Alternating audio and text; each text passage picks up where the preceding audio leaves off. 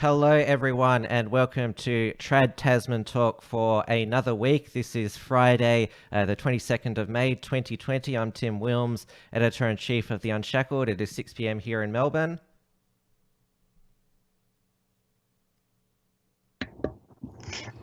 And it is 8 p.m. here in Auckland, and it's good to see you all. Yeah, we are live on the Unshackled and Right Minds YouTube channel. Hello to everyone in the chats. If you're watching on the Unshackled live chat, you can send through a super chat directly by in the chat pressing the $sign, writing your message, typing in your amount, and we'll read it out during the show. Now, it's going to be a more New Zealand politics focused show because you had a leadership spill over there today. It brought back memories for us in Australia over the past decade. Yes, that's the question. Is this the first of many to come, or is this one of the rare leadership spills that we have here in New Zealand, especially in the National Party? It seems to have gone down quite amicably. They rolled Simon Bridges, but the olive branch has been extended to say that he's allowed to remain, even on the front bench, it sounds like, if he's interested. So they run a clean ship in the National Party. Yeah. It all came from a catastrophic poll earlier in the week, which had Jacinta Ardern 65% preferred Prime Minister and Simon Bridges 7%, which I think is even lower than our most unpopular opposition leader, Brendan Nelson, for the Liberals in 2008. He's been really struggling in the popularity ratings, like not able to break double digits most of the time. But the party vote polling had been quite solid. Even a few months ago, late last year, they were polling, just shy or just able to form a government, obviously within the margin of error. So it was kind of anybody's election, even though Simon Bridges' approval ratings and preferred prime minister ratings were non-existent. But what happened with the last few weeks now, the polls show that his ratings had dropped even further, and the National Party was going to be languishing in the low 30s, maybe high 20s. And it was sort of evidence that his days were numbered anyway, and it has been for a while.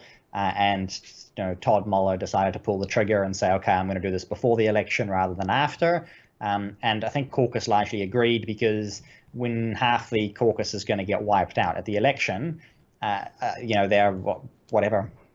They got nothing to lose, right? Yeah, so they get pretty shit scared. Yeah. So they want their jobs, and they thought, okay, if Muller fails, then we're gone. If we stay with Bridges, we're gone. So we'll take this slight chance that he can turn this around. Let's have a look at a photo of them both. This is Todd Muller here. So he's pretty bland looking. Looks to be obviously well into his 50s, and clearly bald. And Simon Bridges, to my who has just been deposed, looks much more photogenic. Got the full set of hair. It's not grey at all. And he also had he's part Maori, which is that's not uncommon for a lot of New Zealanders. But he would have been, if he had stuck around and won the election, he would have been the first prime minister with some kind of Maori family history. So that would have been his, but it wasn't really something he played up really. But the real issue with Simon Bridges there that Muller has got is Simon Bridges' accent was something that people mocked from the get-go.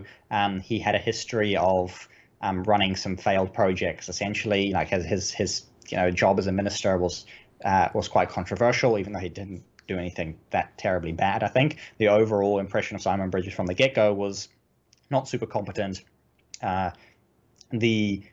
Even people considered him untrustworthy. That was the number one result in a word cloud that was released with the News Hub poll. Most people thought he was untrustworthy. just he was not super eloquent, not really the best spokesman that you could have as a leader, and that's where he really struggled. What Muller has got is he may be bold, but he's a big guy. When you see him standing with the rest of his caucus, he's a head and shoulders above them, physically. So he's got that kind of imposing figure. He's able to speak clearly, at least in an accent that New Zealanders are all able to consider common and normal, and he seems pretty well able to get his ideas across. But in terms of what their differences are, ideologically and philosophically and their entire worldview, there's not much difference really. If you compare the two, maybe Muller's a little bit more, he's a little bit wetter, a little bit more moderate, as they like to say. But on the whole, it's not really a huge difference in that. So if he makes it, if he breaks through, it'll be he's fresh. He'll be able to get extra media attention that Bridges couldn't get, and he doesn't come with the baggage because nobody knows who he is. So. My judgment is that New Zealand voters are quite superficial. Oh, well, that's not uncommon with voters in general, that you sort of have to have a certain style and level of charisma to be elected Prime Minister of New Zealand. The substance and whether is he part has of that it. charisma, whether he has that charisma, I don't know, but he is definitely on the superficial front. He is going to be an improvement on Bridges, really, just having a quick look. So, and I'm seeing the chat, and the New Zealand chat anyway is pointing that out as well. In terms of diction, he is much better.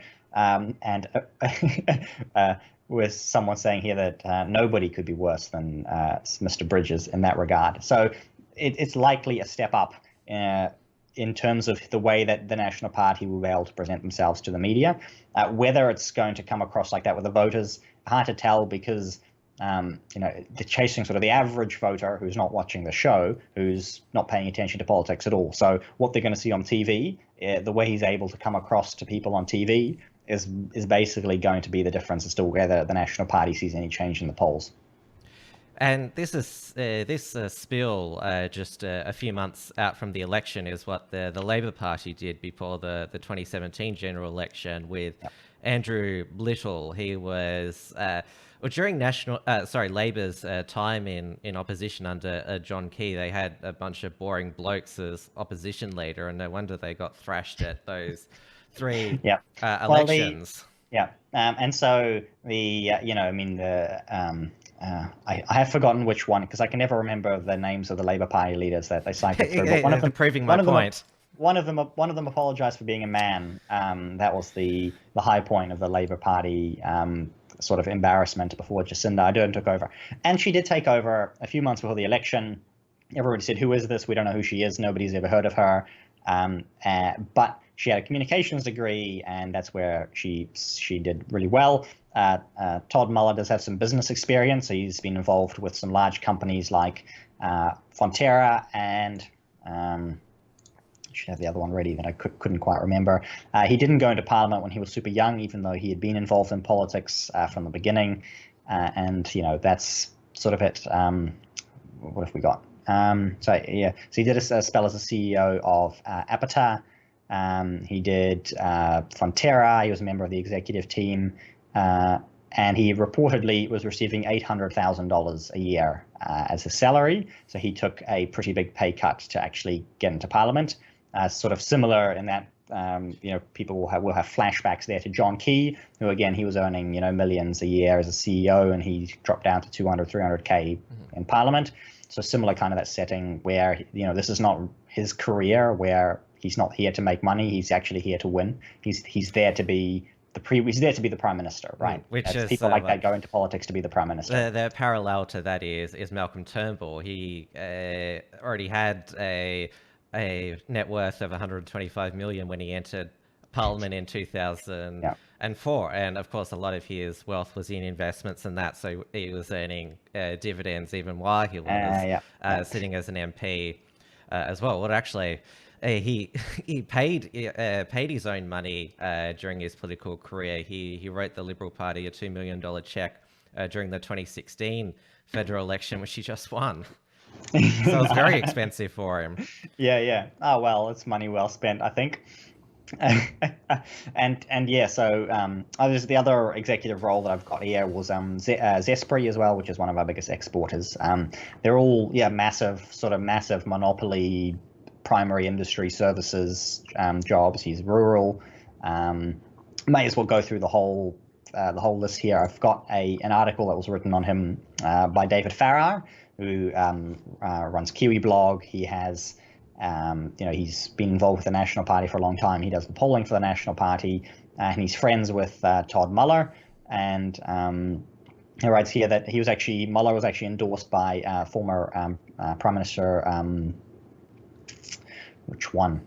Oh, well before my time anyway. Bolger. Oh yes, he national prime minister in the 90s, he's gone pretty was it socialist in his older years. Yeah, he's basically joined the Labour Party, or when the Labour Party needs someone, to be on a committee to make it look sort of, like they're consulting both sides, they bring Jim Bolger on board. So he's considered to be pretty wet there. But yeah, anyway, when he was younger, back in the 90s, he was involved with Jim Bolger's campaign. And yeah, that was basically it. He left Parliament. He came back. He's friends with all of these people who are involved in politics in the National Party. And the description that I wanted to read out here is that he was on the Young Nationals Executive Committee with David Farrar. And in the 90s, there was a battle between the wets and the dries on economic policy. And the description here is that Todd was always the moderate voice in the middle, so we nicknamed him Moisty, a little bit dry and a little bit wet. I'm not really sure if that's the kind of endorsement that you're looking for, but that's basically, if people are wondering what kind of guy is he, apparently he is moist. That's the way that David Farrar would describe him. So, and we actually had this debate a few weeks ago with on Trans Tasman Talk, with the chat going wild about that, and I wasn't really sure what if we could give a political application to it, but apparently we can. So if you're kind of not genuinely conservative and not genuinely liberal, then you can be referred to as moist. Mm-hmm. So, yeah. The term we use in Australia, what is it? Moderate, though. When a Liberal MP is called moderate by, say, the Nine newspapers or the Guardian, that usually means that they're of the far left of the party. Yeah. So that's the concern. In terms of his recent voting record, conscience votes, he's voted basically in line with Simon Bridges. Voted against the recent abortion legislation, voted against the euthanasia bill, etc. So he does vote on, sort of on the conservative side on conscience issues, but his focus is on politics. Is on economics. He says so. And we're likely going to see a massive focus on economics, and like Simon Bridges, he will evolve on other issues, because that's what happens when people get to be the leader of the National Party. They always tend to suddenly change a whole bunch of their personal views that are no longer convenient. I'd say that's probably the case going forward in our Liberal Party, especially since the marriage law postal survey in 2017. Scott Morrison, he abstained from the same-sex marriage vote, but doesn't mention or be outspoken on any LGBT issues since then. We've got a super chat here in the Unshackled live chat from Red 4-Man Bear for $5 Australian. Thank you so much. Love your work, guys. How many guns are left in the hands of commie resistors? Ratio numbers, approx, you reckon? Well, I've got exact numbers. They managed to buy back about 50 to 70,000 of New Zealand's 1 to 1.5 million firearms. So you can do the math on that, because I'm not doing the math live on air. But just take 1.5 million and then subtract 70,000, and then you'll have a pretty rough estimate as to how many. Have they, during the lockdown, has there been any more efforts to buy back guns, or? No, they haven't. It's been completely silent. since they did a bunch of visits. They conducted a few raids against people like myself, and have given other people various friendlier visits. Really, I think they've softened a little bit on that, and there's been no further noise on that, except for a report that I should have mentioned last week on last week's show, and I haven't written it down to mention this week, but there was a report done into the buyback, and they spent twice as much on administrative costs. So there was a blowout of 100% on the administrative budget, and they also sort of cannot conclusively confirm that any improvements in safety have been made, or any they can't really genuinely say it's a success, on any measurable metrics. And the amount of gun violence in New Zealand has risen to the highest in a decade or something in the last year. So that's been the result. Kind of predictable, I suppose, but worth mentioning. I got because I get all the alerts from the New Zealand news apps on my phone. I got an alert earlier in the week that we've often talked about the mongrel mob. They set up their own roadblocks in the north. Apparently, there was a raid on quite a number of them. Yes, it wasn't really a huge story here, because that happens every month or every 2 months. The police run a big raid against one of the gangs, and they bust a couple of $1 million worth of meth, execute 20 search warrants on different properties in the same evening, send them all off to the courts and jail. And then, after a few months, they all get released and they do it all over again. So I suspect you have a similar situation in Australia with gangs as well, but it's not. It makes the news, but it feels like it's the same people and the same gangs over and over again. It's just every year they just do it the same thing. And the National Party has also got a new deputy leader as well. Yes, so that is obviously the next the story there with the deputy leader. The former deputy leader, now Paula Bennett, was the deputy leader for Bill English. So she was actually deputy prime minister for a year. She stayed when Bill English lost the election. He left, and Simon Bridges came in. She had been appointed the campaign chair, so she was basically running the campaign as well. And she had a nickname of Paula Benefit, because her claim to fame was claiming the benefit when she was 17 and ended up going into politics, and that earned her the nickname Paula Benefit. Now, Simon Bridges went on TV 3 days ago and referred to her accidentally as Paula Benefit, so that was pretty embarrassing for him and for her, and I suspect in addition to the two terrible polls that they had, contributed to their demise, because they were essentially joined at the hip there. When Bridges was gone, it was guaranteed that she was gone too, and Todd Muller was running with Nikki Kay. I want to say Nikki Key. Nikki Kay. It's Nikki Kay. I've never had to say her name out loud. So both of them were trying to roll Bridges and Bennett. So Nikki Kay is the new deputy leader. I'll bring up a photo of them both. So that's Nikki Kay on the left there, the blonde white one, and Paula Bennett. She's part Maori as well. Yes. And obviously greying hair as well. Yeah. So she actually had cancer recently, had been out of Parliament for a while, but she seems to have recovered. And she's famous for holding the Auckland Central seat. So she's one of the few national MPs who holds a urban Liberal seat. That may give some insight into her disposition. I should put this in. I should say something good about Paula Bennett before I move on. Saying she was high on beneficiaries, and that's right. She did have a reputation for being working with the welfare reform programs that National's bringing in. Those were actually her ideas, her programs, and so she was, obviously very much hated by that, by the left, and also she was actually quite liberal on many issues. So she was on the wet side of the aisle, and so she, was not liked by conservatives, not liked by the, the welfare, the dole bludgers, as they're sometimes lovingly referred to. So, yeah, that she was definitely had a whole bunch of different enemies there, and I suspect various political reasons why she wasn't super popular with caucus anymore. And that brings us to Nikki K. That's how we say the name. Say it right. It is Nikki K, and it's just my bad for not actually having said it out loud ever.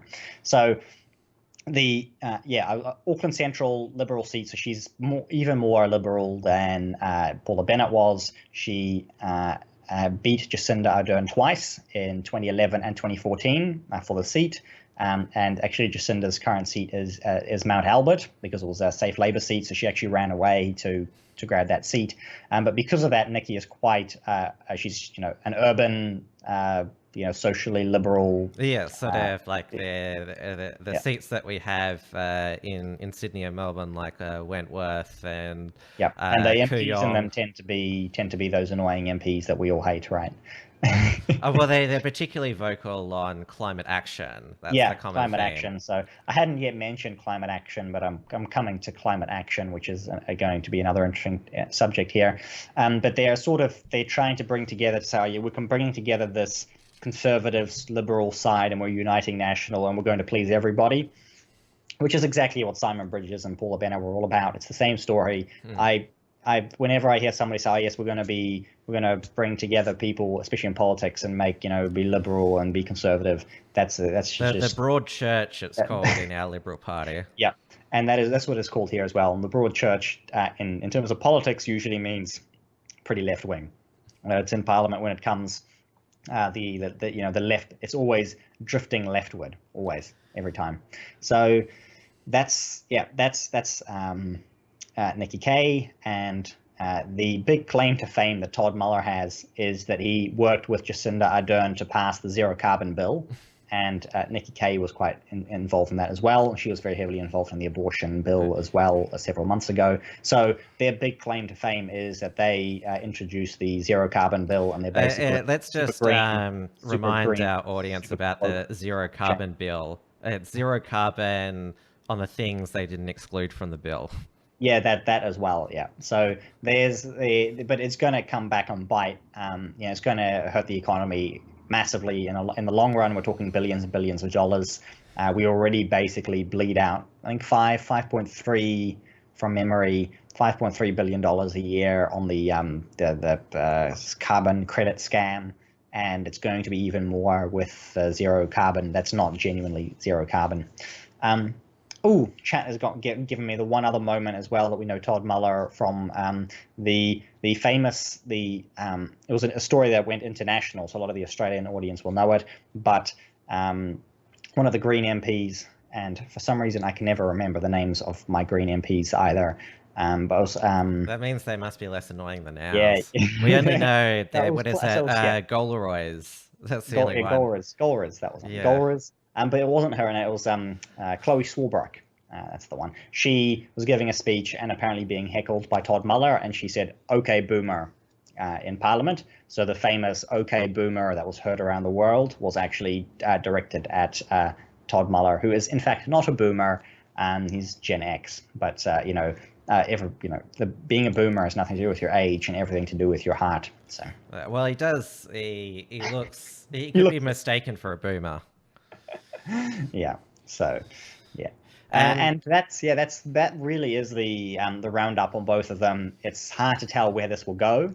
In terms of the way they will resonate with the public, I suspect will be far more positive than Simon Bridges and Paula Bennett ever were, even if they are not more positive for us. Obviously, coming from a conservative perspective here, from a traditional perspective, not an improvement, but I suspect in terms of how they will be received, could work quite well. But then the same legacy media that they rely on, that Simon Bridges relied on, that stuck the knives into him, those same knives are now being pulled out of Simon Bridges and are ready to be plunged into Todd Muller. So, especially starting with, well, I'll turn my chair the other way. You can see my Make America Great Again hat in the background, and I put that prop up there tonight because that's one of his one of the photos that have been circulating of Todd Muller have been him posing next to his own personal Make America Great Again hat. So that's we'll see how long it takes for him to recant that, and Yes, maybe he'll publicly burn the hat or something. Because it's the new white hat, remember? That's right. Cool. So that's we had a good big New Zealand story today to start the show off with. So that's been really good. And if you've got any super chats, please bring those through on Tim's channel on the Unshackled. And thank you to everyone who's watching the show currently and who is in the chat on both channels, and as well to those who have come through from the BFD who are featuring at least they share the Right Mind stream. And obviously we've got Rational Rise who sort of store our shows afterwards. So thanks to everyone who's supporting the show, and we will carry on with an Australian story now.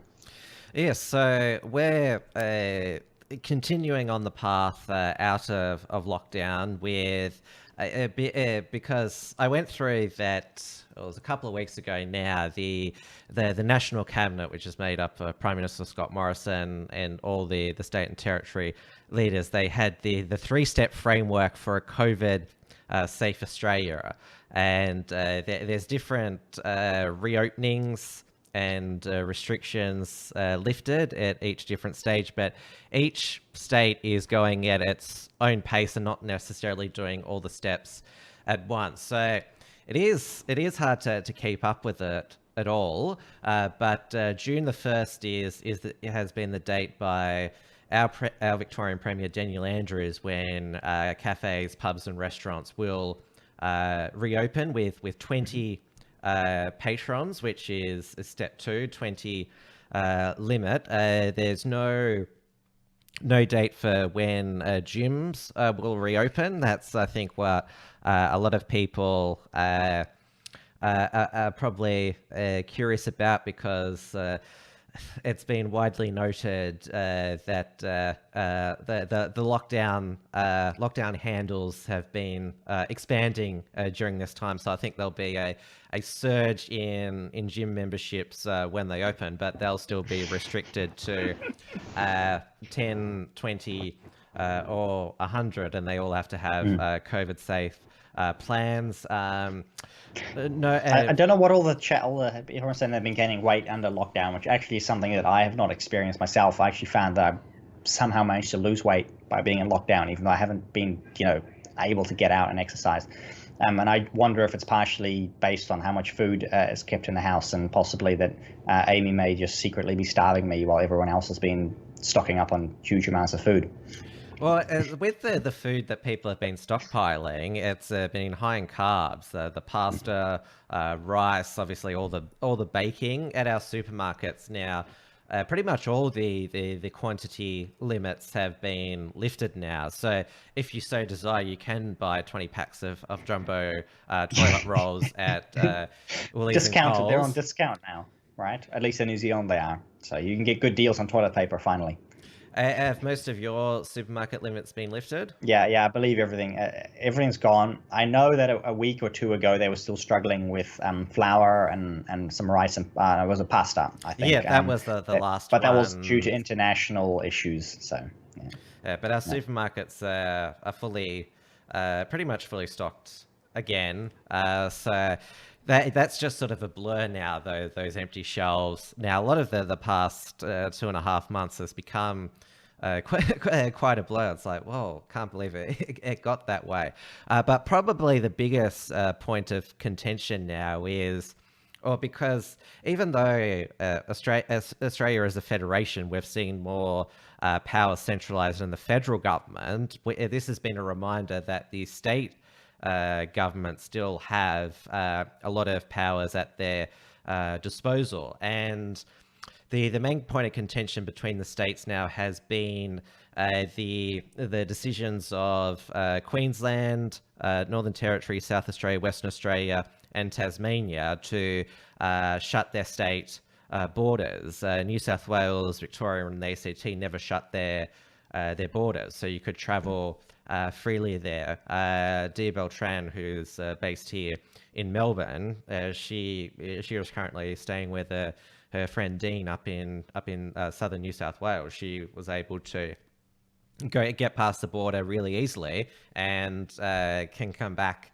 at any time if she likes. And Gladys Berejiklian, the New South Wales Premier, has said that, we, as part of getting the national economy back on track, we need to open up the interstate travel again. And she was, I would say, bitchily slapped down by the Queensland Premier Anastasia Palaszczuk, who said, "Oh, I'm not opening my state borders to the state with the highest rate of community transmission," and it was sort of like, ooh.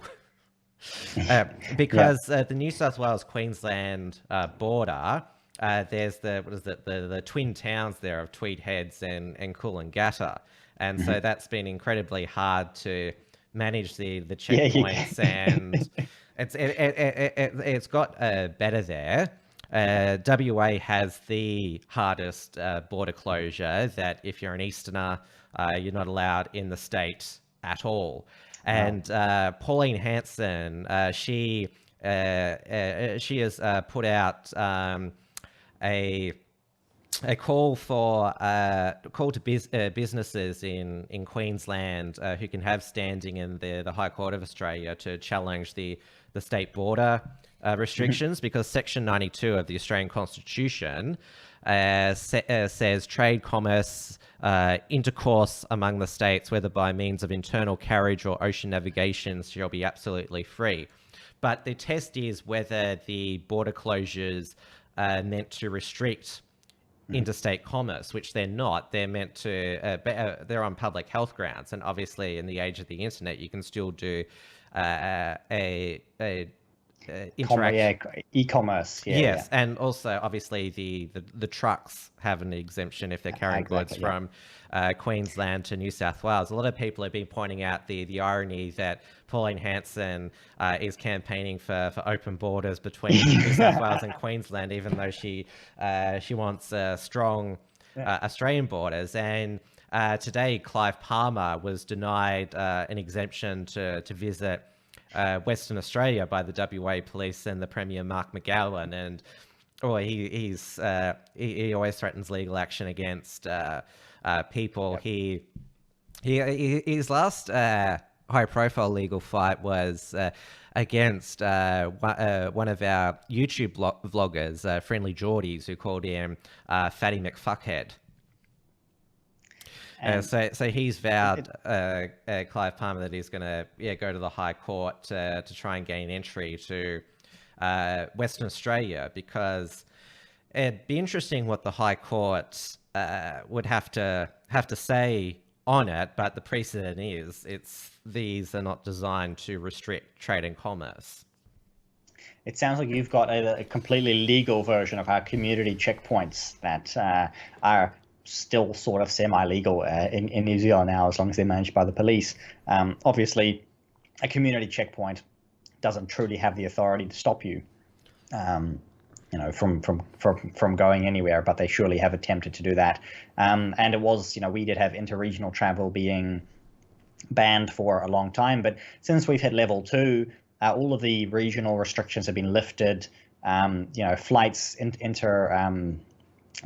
domestic flights are back to not normal, but I think you have to buy 2 seats when you fly, and they're flying at a much reduced schedule. But you can get around the country if you need to. The number of cases that we have are down to 0 or 1 every day. All cases linked to existing clusters. And with level 2 now, the bars have opened as well. So everything is pretty much largely back to normal, other than all of the sort of the dystopian ritual hand washing with hand sanitizer and the sort of distancing that you need to try and keep to, except that it seems to be non-existent in most public places. If you go around, going to your local Bunnings or whatever, it's supermarket, everybody's just walking around like normal. Large gatherings are still not possible. There has been a big kerfuffle around churches and other religious gatherings where via press conference, Jacinda Ardern says, no, you're limited to 10 people in a church, etc., or a religious gathering. But if you look at the law that they've passed, it's a gathering is people who are less than 2 meters apart. So the question is, well, if people are more than 2 meters apart, then you're not gathering, are you? And that's what I've been saying all along, and the police have actually confirmed that. Various documents were leaked, but now the police have basically made the final version of their document public and say, well, this is our advice, internal advice to all of the police involved, to say when people are more than 2 meters apart, they're not gathering. So therefore, when it comes to religious service, if you are called or you come across or are called to or whatever, have to be involved in some kind of religious gathering, as long as everybody is in groups of less than 10 that are less than 2 meters apart, or there are various groups of people more than 2 meters apart, it's fine. If people are breaking the rules, you actually need to seek legal advice before attempting a prosecution. Obviously, we have the Bill of Rights and the Human Rights Act both have protections for religious freedom, and so therefore to take any kind of to single out religious activities would be discriminatory, would be unlawful in New Zealand, and the police have actually taken that quite seriously, and so therefore have said, look, we're not going to get involved there, even though the health, the Ministry of Health, and basically on the order of Jacinda Ardern has basically said, no, we don't want any religious gatherings. It's perfect. It will be has been and will be 100% legal to have religious gatherings, and the police will not be involved as long as there's social distancing being followed. So you've got that tension there now between what the Prime Minister wants and what the police are saying is actually legal. So that's going to come to at least possibly some kind of resolution on Monday. But for now, there's a bit of a division in terms of some churches obviously saying, okay, cool, well, we've been following the police advice and we're going to continue doing that. And other people saying, without Jacinda telling us what we can do, we're not going to do anything without her specific instructions. So I think that's going to cause a little bit of tension in some religious communities, as they're now called. With obviously our Prime Minister and our Premiers have had a lot of joint press conferences with their Chief Medical Officer or Chief Health Officer. The medical health officers, they've largely stuck to just the medical advice. So we haven't in my interpretation, haven't had the tyranny of experts that we've seen in other nations in the Western world.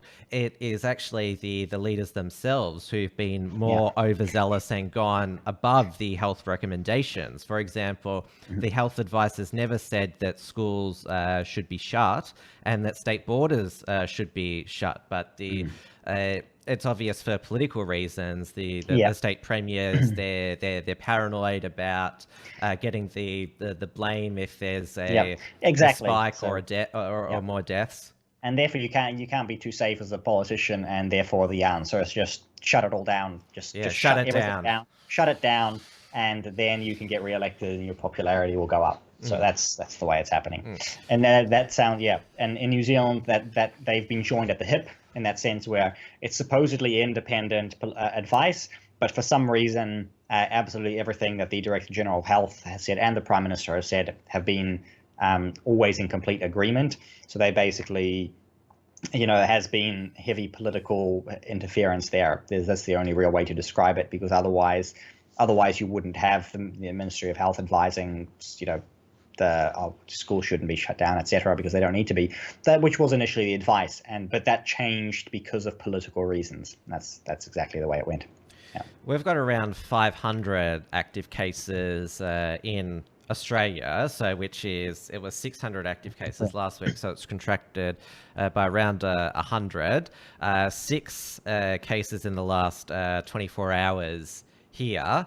And we have cracked the ton when total deaths. We were standing at 98 for about a week and a half. Now it's gone up to 101, but none are linked to the recent outbreaks, which are all in Victoria, which were the Cedar Meats, the Halal Slaughterhouse, and several McDonald's in the northern suburbs of Melbourne, few aged care facilities in lockdown, but there's been no you would say catastrophic outbreaks where people are in hospital. We've got 9 nationwide in ICU and 41 in hospital linked to the coronavirus.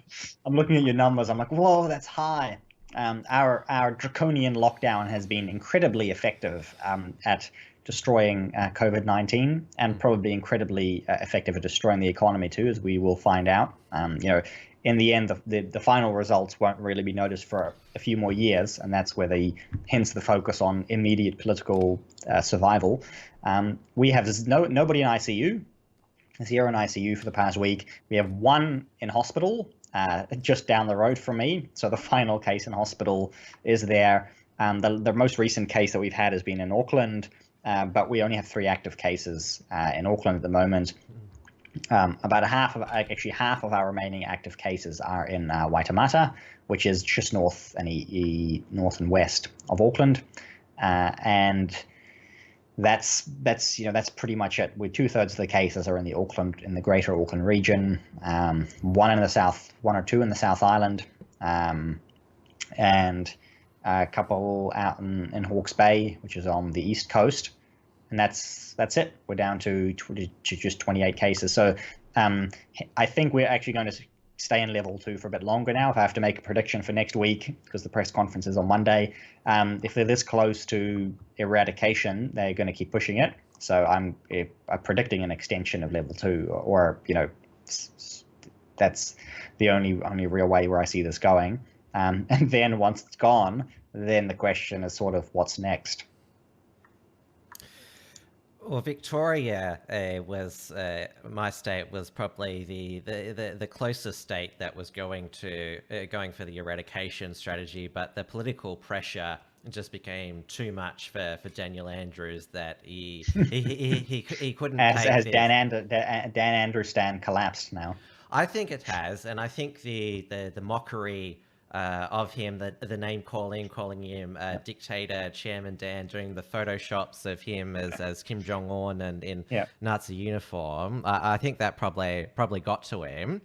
I talked last week about the state Liberal MP Tim Smith, who called him a friendless loser. He hasn't backed down or been reprimanded for that since. He copied our Uncuckables poll from last Thursday about which name is better, Chairman Dan or Dictator Dan.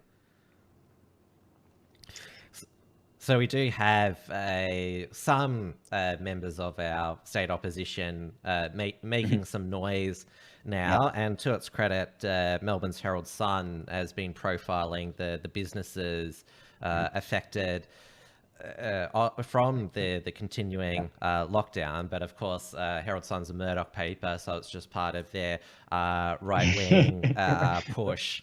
Yeah, exactly. The fast right-wing conspiracy led by Murdoch. Kevin Rudd was on CNN's Reliable Sources talking about the Murdoch mafia. That's a good one. Before we continue to the next topic, we'll go back to the super chats for a bit, and thanks to those of you who are doing super chats. Keep it up. I will read out this one since it's sort of directed at me, from Red Foreman Bear again, 10 Australian dollars. Is your ammo supply secure? Some German guy, buy guns and ammo, clarion call, etc. You guys are our canary in the coal mine. As far as I know, in New Zealand, I mean, we manufacture heaps of our own ammunition and so on. I mean, in terms of imports, things are okay. They've really tightened up the import, like what you can import and what you need permits for to import now. It's pretty crazy where any kind of accessory, like even airsoft stuff, can be get you in trouble at the border, essentially. Not that I've experienced any of that myself, but I've definitely heard a lot of horror stories from people. So there's a bit of talk from the firearms industry in New Zealand, or sort of the wholesalers, the importers, to see if we can bring some actual manufacturing into the country. That's sort of perhaps where things will go in New Zealand. Who knows? But as in terms of what's available on the shelves, the prices are going up, but sales seem to be high. People are still buying tons of guns and ammo, even in the middle of the beginning of the economic depression. That seems to be a sort of part of a new normal now. Is sort of when any crisis hits, the solution is that people go and line up outside of gun stores now, including coronavirus. The best way to fight coronavirus. Go to your local gun store. Americanization of our culture.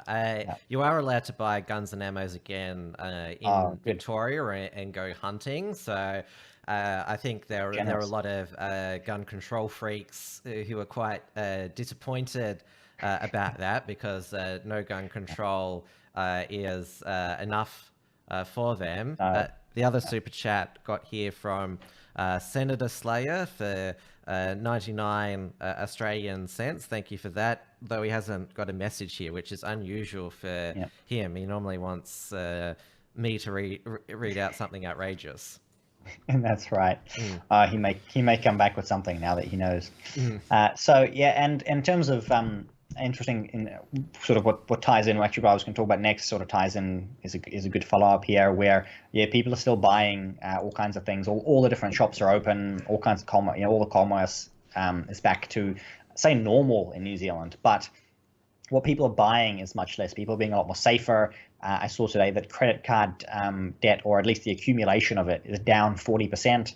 People are trying massively to pay off credit cards. People are trying to reduce their debt, which is actually a good thing. And I'm almost surprised on the whole to see that the debt is going down instead of up. That may be temporary. People are just preparing for the economic disaster, the depression that's coming. It's starting to be safe. People are starting to spend less. People are starting to pay off debts. And we can see that in the mortgage wars that are going on with the New Zealand banks. Over the past few days, I've been following them one after the other. They're dropping lowest interest rates in New Zealand history, and it's being broken every single day. So we've got one bank, the BNZ, that's dropped all of their rates, all of their fixed rates from 1 year through to 5 years, below 3% now. The other banks are following suit as well. We've got the lowest ever rate now is on offers from the state-owned Kiwi Bank, which is a 1 year fixed rate for 2.65% interest. We're seeing 2.99 on 18 months, so 2.85 on 18 months, 2.69 on 2 years, and 2.99 on 3 years, 4 years, and 5 years. So it won't be long now before all of the interest rates drop, even though the OCR, the official cash rate, has been stable at 0.25. And it seems to largely be the amount of sort of liquidity that the banks need, the amount of cash they need to pump out, especially with quantitative easing going on, with $60 billion. I think we talked about that last week. Printing it out, obviously all virtual, diluting the value of the currency. And they need to keep the borrowing going to keep and obviously if people are losing their jobs, they risk losing mortgages, and if you get a whole bunch of mortgagee sales, the house prices drop, and that gets even worse for the banks. So they're just trying to head that off, and they're competing to just keep dropping rates. I think we're still much above Australia. I'm not sure if you can tell me off the top of your head what the kind of rates in Australia are at the moment, but I think they're in sort of the lower 2% from what I've heard. There's been no change from our banks in their variable and fixed rates. Interest rates are still at 0.25%, but with now more businesses able to viably reopen now, they're offering a lot of back in business discounts to encourage people to consume again, which I've taken advantage of a few, which is always nice. I get them either on my phone or via email. I forgot to talk about there is no date yet when cinemas will reopen, because I've still got some Hoyts vouchers and points to redeem. We've got our cinemas open, Tim. We're running well ahead of you now, apparently. So we've got everything from the cinemas to the bars to the strip clubs to the churches. We're all whatever tickles you is you're good to go in New Zealand now. So no more. Basically nothing is being singled out, other than the attempt to single out churches, of course, which doesn't have any legal basis. Other than that, is just absolutely everything is able to be up and running in New Zealand. Of course, it's a question of customers, right? Some places aren't even opening because they've just got no customers. We had an announcement yesterday that Myer, our biggest and most iconic department store, they announced they were closing their stores during the pandemic and the lockdown, even though they didn't have to shut because they were selling essential goods. Everyone was sort of wondering, would they reopen, because they'd been struggling for a while. They were still open for online shopping. They are going to reopen next week. But Target, which is owned by Wesfarmers, which also own Kmart and Coles, they've announced they're shutting 75 Target stores. Target is one of the discount department stores, which has fallen out of favour now. Most people go to Kmart, and there's going to be around 1,300 job losses with that, Wow. which it's sort of in this day and age, if you have basically two brands of department stores which are basically the same when more people are shopping online, then you can sort of see how it's going to become unviable. But a lot of people are worried because their target country brands are shutting, which is a lot of rural stores and that. So a lot of people in regional areas are concerned they'll lose some local in-person retailers. What's ahead is going to be incredibly hard to predict. So it's what we can see already happening. Same thing with the amount of job losses. We have headlines every single day now, sometimes multiple per day. Fletcher's Construction laid off 1,500 people this week. Air New Zealand has announced another 1,500 layoffs, or no, three and I want to say 3.5. Somebody, you can let me know in the chat, but I do believe something like 3,500 layoffs at Air New Zealand.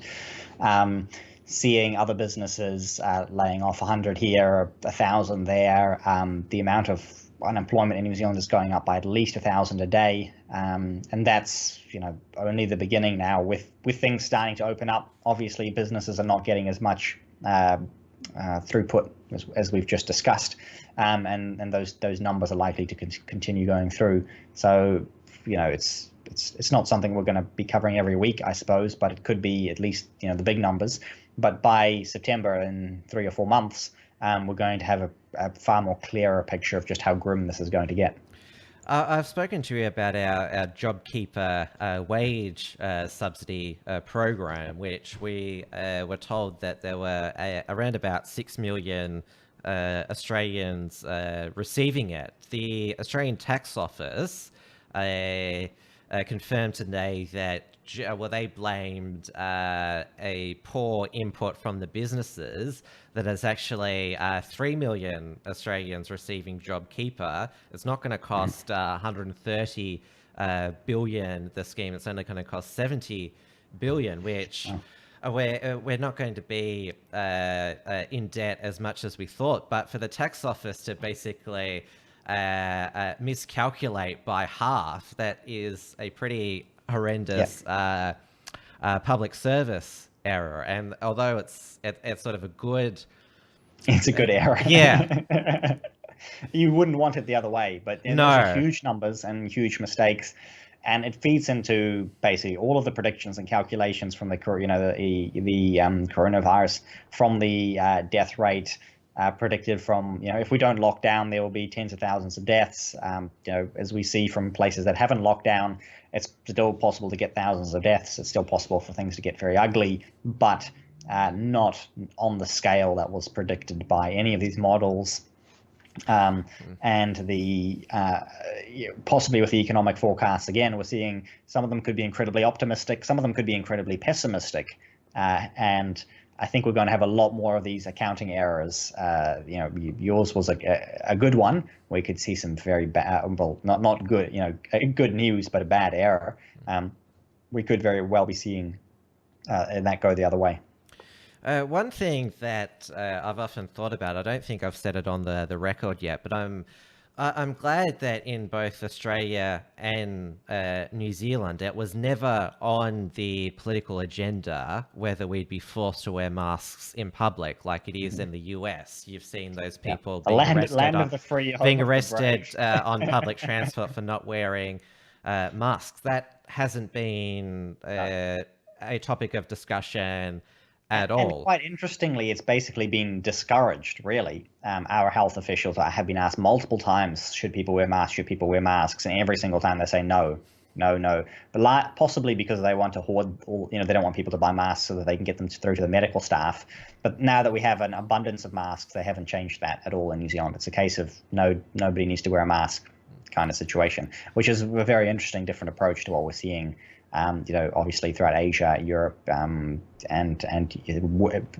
terrible in the United States. Yeah.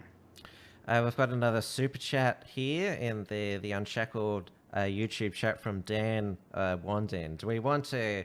I'll read out the part about me. You read out the one about you. All right. So it says, "Hail Tim Wilms." And hail Dieuwe de Boer.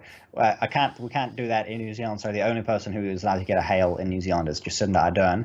I don't want to end up in prison or anything like that. So we just, going to have to decline that one and say all the hails must go to Jacinda.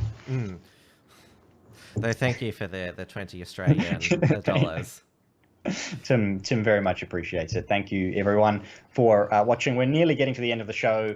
We'll just get into the getting near the wind up. I think you may have some good news to end the show with, so that may be an appropriate time to head into the final one. Yeah, the good news last week was that BuzzFeed Australia was shutting down, and we got more good news this week with 10 Daily, which is Network 10's news, lifestyle, and entertainment website, was shutting down as well. And it's always interesting to see on Twitter the types of people sad about mainstream media outlet closures. They're either blue ticks or far left Twitter commentators, which I think tells you about. Yeah. It's funny that they should have got there. They should have asked Jacinda for a $50 million bailout.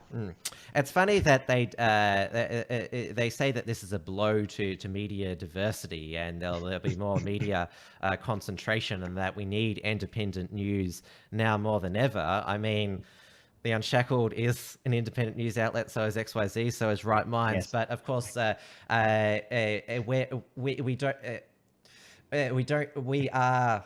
Well, you're very diverse, Tim. It's you are the news. You provide the most diversity to the news of any. But they don't mean anyone. They're all the same. Yeah, they don't mean independent thought, and they don't mean diversity of opinion. Right. No, we it's yes, that's anyway. We can be we can celebrate these small victories there, and. We haven't yet. In terms of in New Zealand, it was sort of thought to be, could this be the end of the media? But it doesn't seem like any of them are going. They've had some big job losses, cuts, but everybody's going to survive. It looks like even Stuff, Australian-owned newspaper here, is not being bought out by the big NZME conglomerate, but rather is staying independent and maybe sold to somebody else. Who knows? The bidding was going to be for $1. That's what NZME wanted to buy it for. We've tried to put in a higher bid to say, look, it's a tough sale, but we'll take it for $2. I haven't heard back yet. So but it would be great to pick up an established media source and run with it, for $2. And Network 10, they are owned by that independent, diverse media conglomerate Viacom CBS in the United States, who own Paramount Studios, CBS, Comedy Central, MTV. Yeah. So that's, so anyway, so thank you all for your support. And we've got, as far as I know, independent media in New Zealand is doing very, very well. And thank you for the chat for reminding me. Hit like and, come back next week, participate in the comments. Tim really appreciates your super chats, and he loves reading them out, even the bad ones. Yeah. And because if you want independent media outlets like us to keep going, because, well, the reason a lot of these mainstream media outlets are failing is because ad revenue on the web is drying up. So the new model of news, if you value a news source, you're going to need to pay for it to continue it. We don't have paywalls on the Unshackled or Right Minds, so that's why we encourage our viewers to send through super chats, regular donations, or memberships on our website. Exactly, and we have some independent media in New Zealand as well. I mentioned David Farrar at the beginning of the show. Even though he is sort of national party, he's actually thinking of providing donations for his site as well and doing extra content. The BFD, who I've mentioned a few times already, was talking to Juana, the editor-in-chief, the other day, who says things are going very well for them as well, especially at this time. People are looking for more alternative sources of news, and things are going well for them, and we're seeing good steady numbers here as well, and totally appreciate everybody's support there. And it's cheers. I was going to say at the beginning of the show, everyone to grab your gin or your whiskey or wine or whatever you drink and enjoy the show. Now I'm at the end, so cheers to all of our listeners, and we're going to come back next week, and we will you'll be able to find me on rightminds.nz. In the meantime, I have not been doing much writing recently, although that may resume now with things starting to go back to normal. I may have different time to do more writing. And Tim has got a lineup of Australian media shows every night of the week as well. So I've cut back for the time being. I think I'm not sure if I said it on last week's show, but I've cut back to 3 nights a week now, basically because I want to do some more writing for the Unshackled.net, which I've missed, and we're also launching new sections on the Unshackled, a history section with Australian and Western civilization history essays, which is very exciting and adds to the real diversity of the site, and also a cultural review section as well, in addition to our news and essay section. I'll be back for Wilms Front next Wednesday night, 6:30 p.m. Melbourne time, on YouTube and DLive. I should have as my guest on that show Craig Kelly, MP, who is one of the Liberal Maverick backbenchers. He's nice. Quite outspoken on energy policy. He's in the process of publishing a 20-part series in the Spectator Australia, how the Wuhan virus killed the climate crusaders. Oh, nice. That's good stuff, and good to hear that. And yeah, I always really enjoy writing. It's something I've been enjoying the show as well, though. It's been good to do a live show and just keep going even when I don't have time to write. And thank you everyone for watching. I'm pretty sure that's the end of the show, so we will see you next week. It's 8 p.m. New Zealand time and 6 p.m. Melbourne time. Yep, stay safe everybody. And stay free. Yeah. Value your freedom, make sure you can get more of it back. Have a good weekend, everybody.